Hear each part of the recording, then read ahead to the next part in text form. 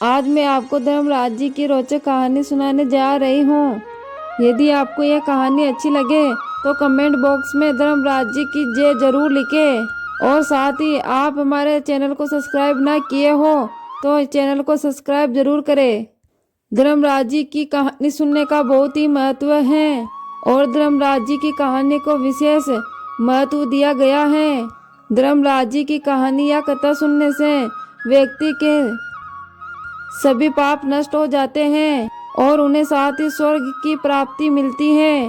बहुत पहले समय की बात है, किसी गांव में दो सेठानियां रहती थी।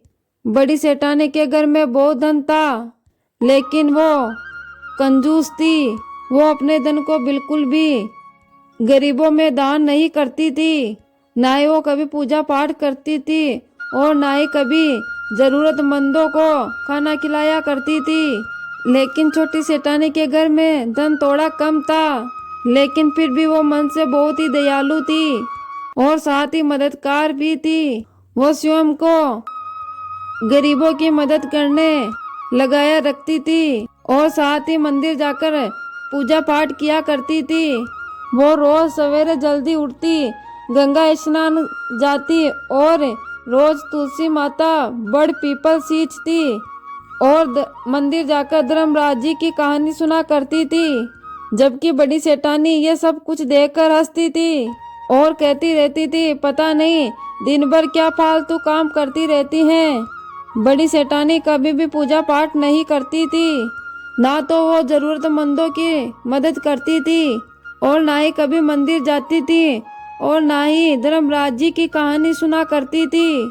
ऐसे करते करते समय बीतता गया और दोनों सेठानियां बूढ़ी हो गई और साथ ही दोनों सेठानियों की मृत्यु हो गई। छोटी सेठानी को लेने धर्मराज जी ने अपना विमान भेजा, जबकि बड़ी सेठानी को दूत मारते हुए ले जाने लगे। रास्ते में बड़ी सेठानी ने कहा कि मुझे भूख लगी है।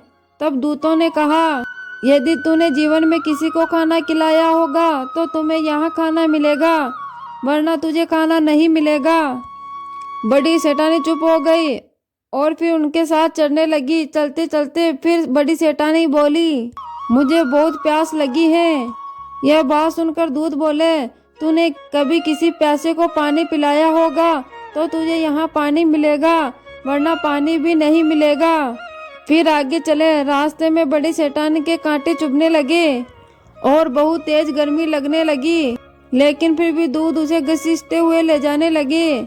वहां जाकर बड़ी सेठानी बहुत पछताने लगी, मेरे पास सब कुछ होते हुए भी कभी दान धर्म नहीं किया, कभी ब्राह्मणों को भोजन नहीं करवाया।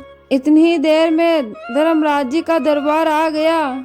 वहां जाकर उसने देखा कि छोटी सेठानी भगवान के पास आसन पर बैठी हुई थी और उधर बड़ी सेठानी को तपते हुए कुंड में डाल दिया।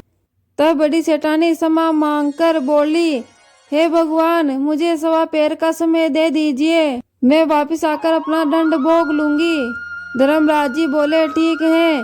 बड़ी सेठानी के शरीर में वापस प्राण डाल दिए गए।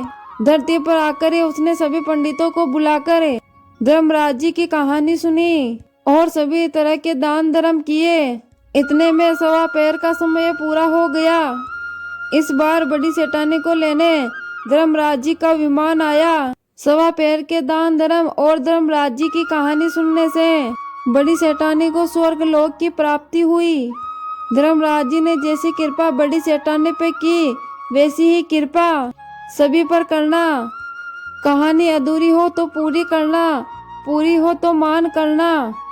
प्रेम से बोलिए धर्मराज जी महाराज की जय हो।